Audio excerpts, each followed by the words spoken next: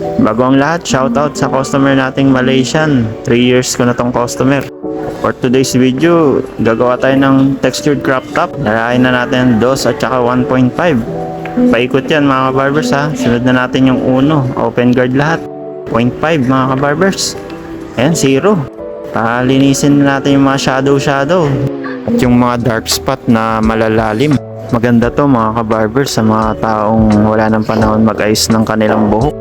Okay, gamit ko ang trimmer ko para sa lining. Yan, nakikita na natin ito mamaya pagkatapos na ito. Ganito yung pag-fade ko mga barbers para makita nyo kung paano step by step na fade. Same procedure lang sa kabila mga barbers. Yan, overcomb.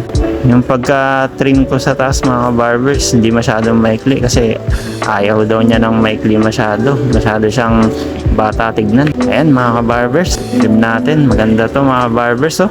Ayan, ganyang trim lang. Kayo bahala mga barbers kung saan kayo komportable sa pagtitrim. Ingat kayo sa slash ng gunting ha. Medyo kalmahan nyo lang yung hawak ng gunting. Huwag masyadong madiin. Ang ganda. Ito yung gusto kong gupit eh. Finished product mga barbers.